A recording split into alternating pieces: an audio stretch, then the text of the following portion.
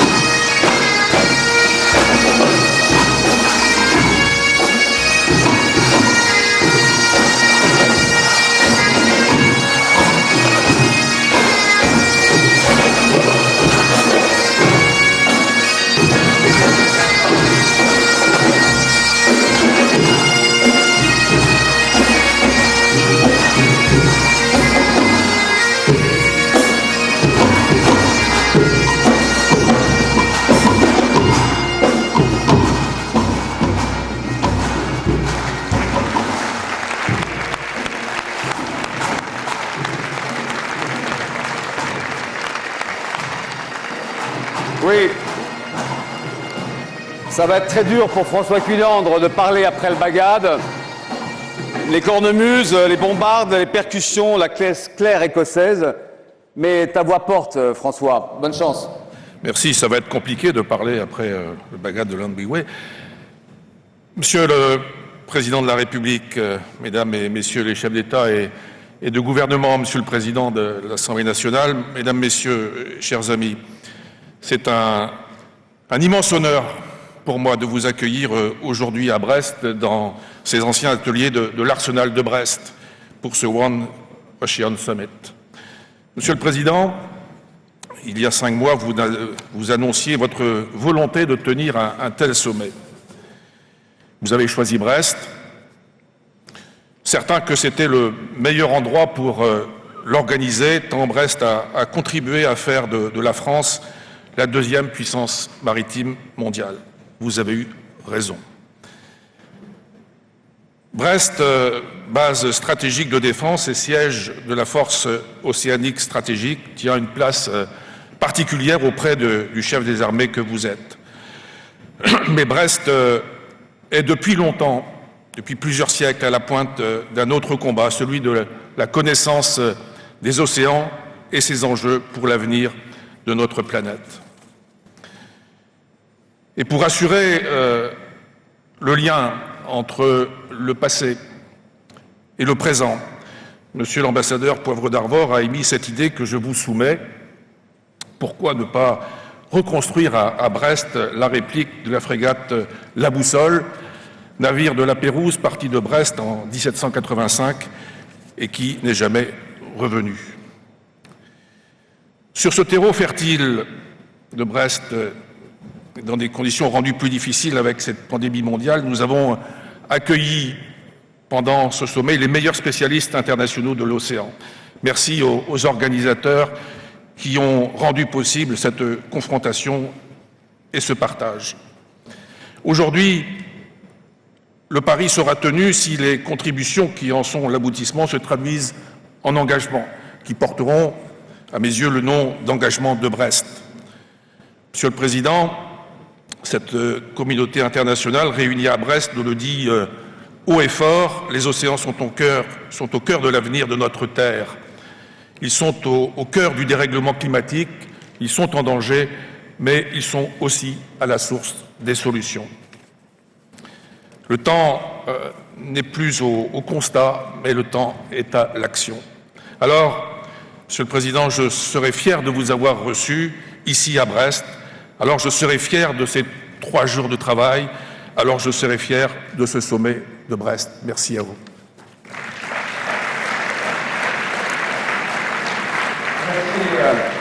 Merci François Cuillandre. Vous avez parlé de la boussole. La boussole. Parfait. Eh bien, le temps compte beaucoup pour nous. Nous devons être à l'heure pour l'océan, nous devons être courts. Nous avons demandé à beaucoup d'intervenants de nous parler, notamment de nous envoyer des messages du monde entier, car vous avez invité nombreux chefs d'État qui, pour certains, pour des raisons de crise sanitaire, n'ont pas pu nous rejoindre, mais beaucoup vont nous rejoindre dans quelques instants. mais je suis heureux d'accueillir maintenant le président de l'Assemblée nationale, M. Richard Ferrand.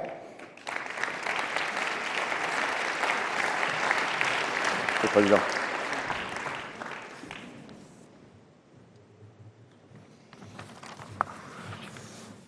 Monsieur le Président de la République, Mesdames et Messieurs les représentants des États, Mesdames et Messieurs les présidents et représentants des assemblées parlementaires, Mesdames, Messieurs, je suis évidemment particulièrement heureux de me trouver aux côtés de Monsieur le maire de Brest pour accueillir ici en France, en Bretagne et singulièrement à Brest, pointe avancée de la France dans l'océan Atlantique, ce sommet mondial. En septembre 2019, c'est ici, à Brest, qu'avec mes collègues présidents d'Assemblée des États-Unis d'Amérique, d'Italie, du Japon, du Royaume-Uni, du Canada, d'Allemagne et du Parlement européen, nous nous sommes mobilisés par une déclaration commune pour inviter les États et les Nations unies à se saisir de la préservation et de la valorisation des océans.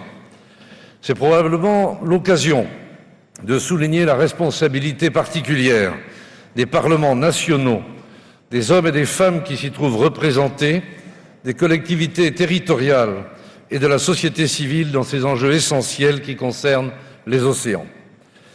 Les océans, comme tout espace du globe, sont investis par l'homme, mais ne sont pas véritablement représentés dans nos parlements et nos collectivités, au même titre en tout cas que les espaces terrestres, îles ou continents. Pour autant, un espace sans représentation ne doit pas être invisible, singulièrement les océans qui couvrent 71% de la surface du globe. Quiconque s'y est déjà aventuré jusqu'à perdre de vue les côtes prend conscience des ordres de grandeur. Leur immensité donne la mesure de leur puissance, tandis que nous en soupçonnons l'ampleur et l'infini. Or, les conséquences de l'action humaine ont atteint un degré tel qu'elles transforment les océans malgré leur immensité.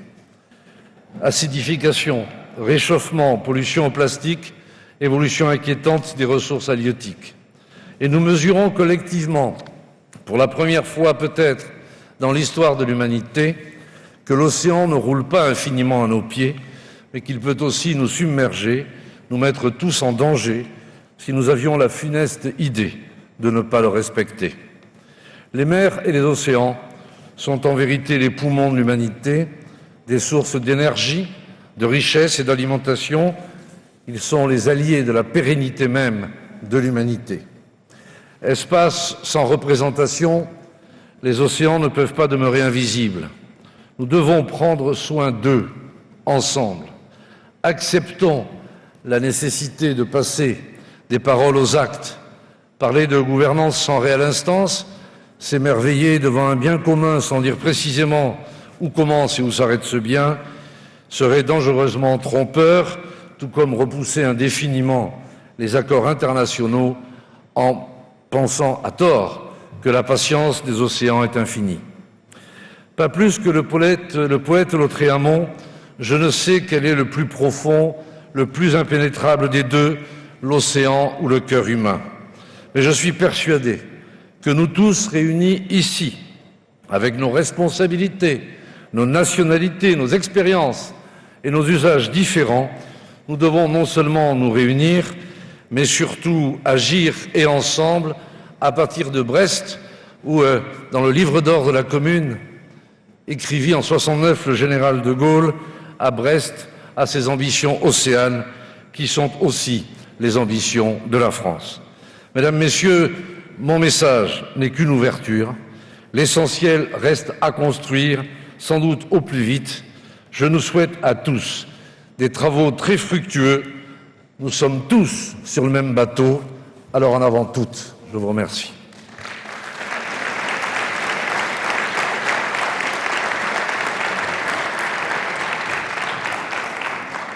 Merci, Monsieur le Président de l'Assemblée nationale.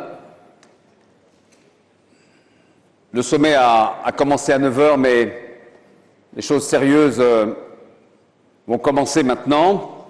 Les chefs d'État vont intervenir, s'engager, et nous avons évidemment le grand plaisir et l'honneur d'accueillir M. Emmanuel Macron, président de la République française. Monsieur le Président.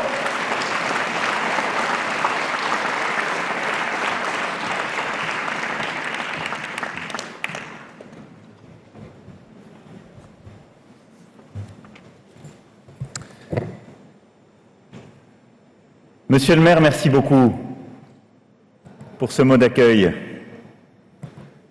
Et merci, Monsieur le Président de l'Assemblée nationale. Mesdames et Messieurs les ministres, car vous avez salué de nombreux membres du gouvernement, Monsieur le Premier ministre, Monsieur le Président, Mesdames et Messieurs les élus, Madame la Directrice générale, Mesdames et Messieurs en vos grades et qualités.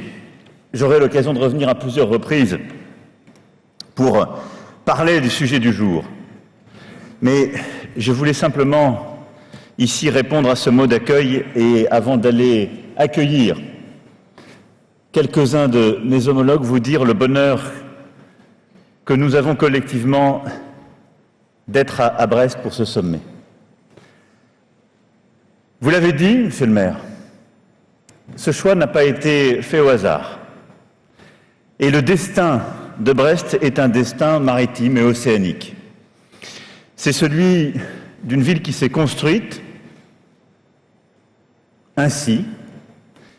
C'est aussi le destin que la nation, et le président Ferrand a évoqué les mots du général de Gaulle, que la nation a donné à Brest. De la défense à nos pêcheurs, de la vie économique aux tâches de souveraineté, des missions scientifiques avec le choix fort pris il y a quelques années de l'Ifremer, jusque aussi à l'excellence scientifique technique nationale et l'expansion d'Océanopolis, Brest, oui, a ce destin maritime et océanique français.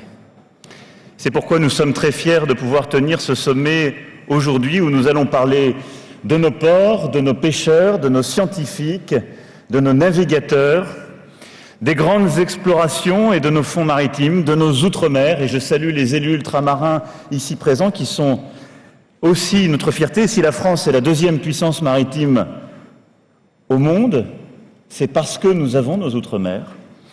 Et je veux ici, avant d'aller accueillir le monde, dire combien je remercie l'ensemble des parties prenantes françaises.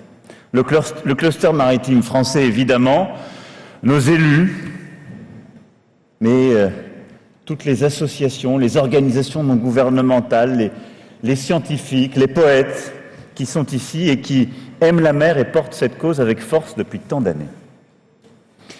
C'est une fierté, vous m'avez beaucoup appris, toutes et tous ces dernières années, et cela a inspiré les travaux qui sont les nôtres.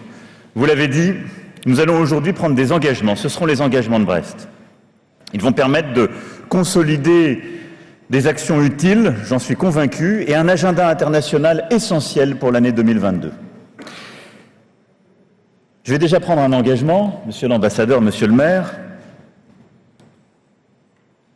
D'accord pour la boussole, d'accord pour la Pérouse, et nous allons renouer ce fil de 1785 et faire remonter, une fois les travaux faits, jusqu'au musée de la Marine, au cœur de Paris, cette rénovation et cette reconquête de notre histoire. Allons-y.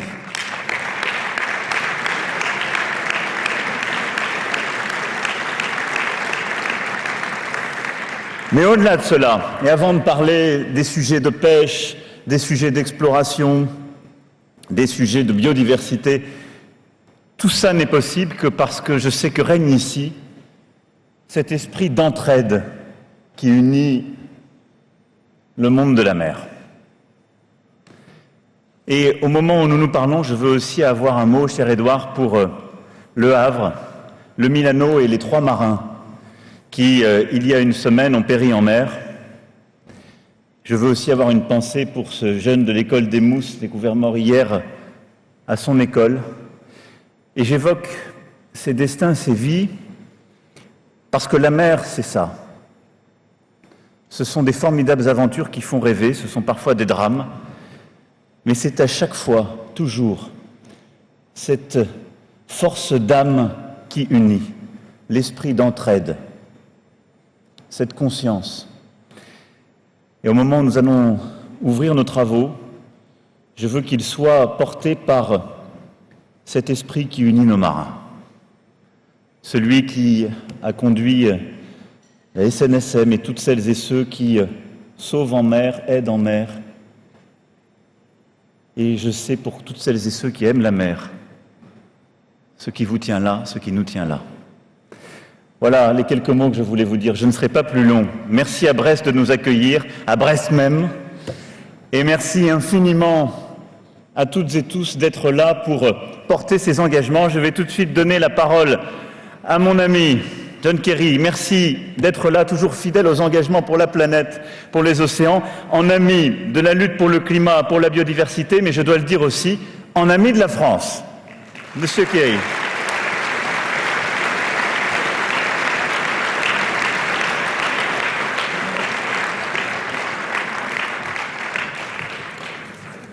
Merci, Monsieur le Président.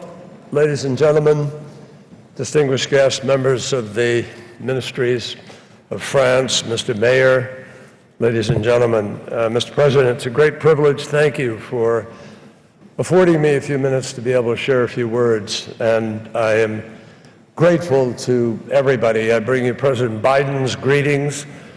I assure you he is deeply committed to this endeavor. And we look forward to working with you and appreciate enormously the leadership of President Macron in putting together the One Ocean Summit. But equally important, perhaps more important, a consistent commitment to pushing the process and not living by conventions and being willing to step up and step out and take on established interests. I want to thank the President for his leadership in the bilateral discussions to finalize a joint statement, which we have just released this morning, expressing a vision for a global agreement to confront the onslaught of plastic pollution. The United States and France stand united in our commitment to protect our environment for future generations. We hear too much rhetoric about it, but that commitment is now more important than ever, and I think all of you share that belief. My friends, we really have to break the mold. We're stuck, frankly, and we have to push establishment institutions to understand the urgency of the plight within which we all find ourselves. Everybody here is passionate about the ocean, and it's wonderful to be in Brest, which has played such an amazing role in the history of France, the history of this region. But we've come together because we understand the urgency. There's a reason. There's a One Ocean Conference now, there's a Our Ocean Conference in Palau, there's a subsequent conference in Portugal, another conference with the United Nations. And we can't have too many, but we also can't just settle for talk.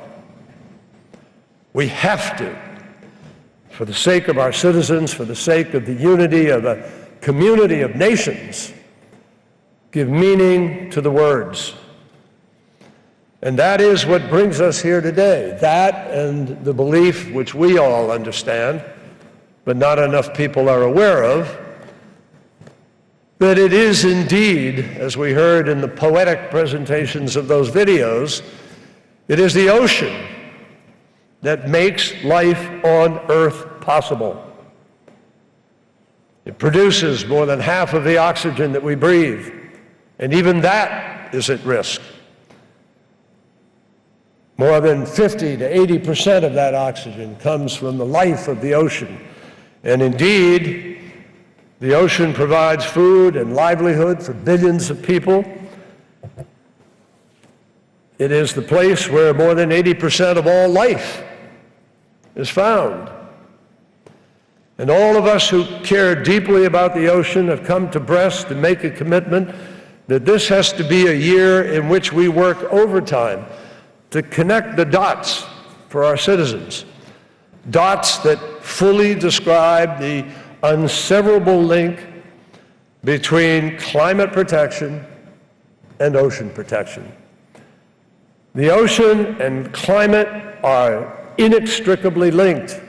They're one and the same. You can't address the climate without addressing the ocean solutions, and you can't address ocean solutions without addressing the climate. Witness the emissions, which warm the ocean at a rate that is faster than any time in human history. We are changing the chemistry of the oceans faster than we have in millions of years.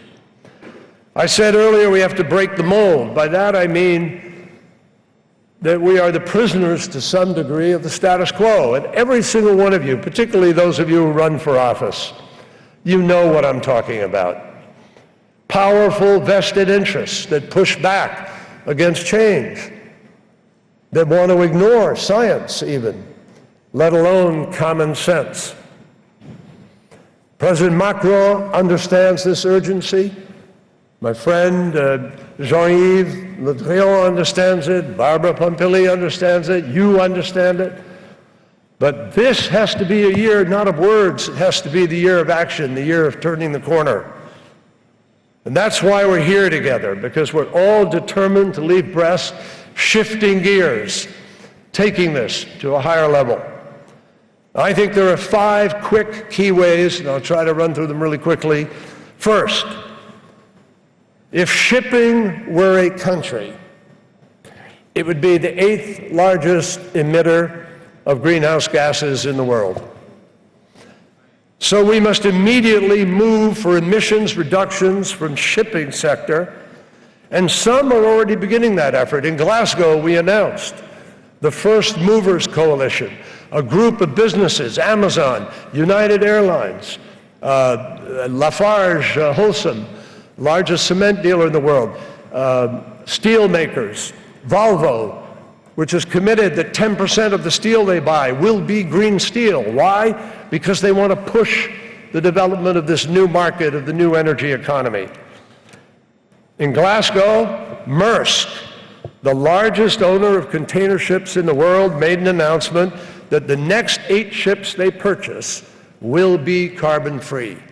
That is the kind of effort that we need. We need all businesses to step up. And for our part, we are committed to work towards zero emissions from international shipping no later than 2050, but surely we can accomplish that sooner. Second, wherever the conditions exist, we have to dramatically scale up offshore renewable energy. The newest offshore wind turbines are capable of up to approximately 15 megawatts of capacity per turbine. And this is much too important a tool for our transition to not move faster. We have adopted a goal of 30 gigawatts by 2030, and I hope much more sooner. Third, we must accelerate our embrace of marine-based solutions by protecting and restoring ocean and coastal ecosystems that are absolutely vibrant and vital as carbon sinks. My friends, I've written the laws of our fishing in the United States several times over when I was a senator. And we fought back then to deal with trawlers that drag heavy equipment across the floor of the ocean and destroy all of the seagrass, all of the fauna, which is essential to a sink and essential to life in the ocean itself. Stirring up the carbon, even releasing carbon in the process. It is essential that we conserve 30% of the ocean as a critical goal for nature and climate, and this will require every country to set more ambitious goals as we go forward. As Assistant Secretary Medina said yesterday, it is time, long since past time, to create an effective, coordinated, cross-sectoral approach for high seas marine protection of biologically rich and significant areas all across the world, and we look forward to the BBNJ meeting in March to move us forward. Fourth, we need to coordinate our watchful eyes on other activities at sea that are grotesquely amplifying the stresses on global ocean and the people whose livelihoods are found in the ocean. We see, I'm just going to be frank about it, folks. There are large-scale, extraordinary operations that go on every single day at sea that are indistinguishable from major criminal enterprises on land themselves.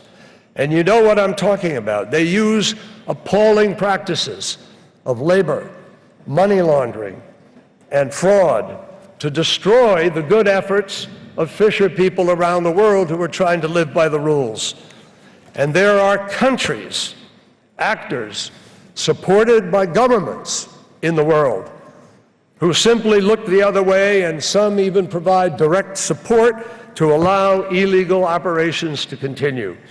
I remember in the New York Times a few years ago, there was the story on the front page of a young Cambodian man.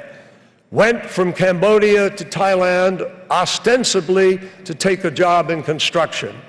And he wound up on a boat as a slave labor for literally 2 years with a shackle around his neck, chained to that boat. And everybody sitting here knows that there are people in the world, human trafficking, gun smuggling, narcotics trafficking, particularly human trafficking with foreign flagged ships fraudulently traveling the oceans, parts of the ocean that have no law. And they are engaged in practices beyond human degradation and depravity, depleting the fish stocks of the world, literally dragging nets that we outlawed several years ago across the ocean, strip mining the ocean, and throwing away 2/3 of what they catch. There is more and more of this going on, and we need enforcement. We create marine protected areas, but we don't enforce them. I was in the Navy. I remember traveling across the Pacific, going to a place called Vietnam. And we traveled for whatever number of days, 3 weeks or so, boring as hell. We could have engaged in activities that passed us through in transit, certain shipping areas. We could have reviewed what was happening. We could have engaged in training exercises of lowering a boat and doing board and search, checking the veracity of ships that fishing. But we don't choose to do this. So finally, my friends, how many years have we been reading about and talking about plastic? The Great Pacific Garbage Patch grows in size. And all of us here, I know, are outraged by the images of whales washing up on the shore. And when they open up the bellies of the whales, they find 15 bags or more of plastic. So my friends, the United States supports efforts to move forward. I believe at Sharm el-Sheikh we have an opportunity to review what our actions will be, and hopefully in the next COP we can guarantee that what we talk about at these conferences is genuinely being translated into action. One last word, Palau. It's a hard place to get to, yes. But I ask everybody to make efforts because the island states are on the front lines of being inundated by the climate crisis. And just because we are having a conference in Palau, the first time ever, a small island state holding this conference, is not a reason to say that it's too hard to get to. We must go there to show our solidarity and to understand even better the threat that our fellow citizens of this world face on the planet. Thank you for being here. Thank you for being part of this effort. And may we all make this the year of action. Thank you.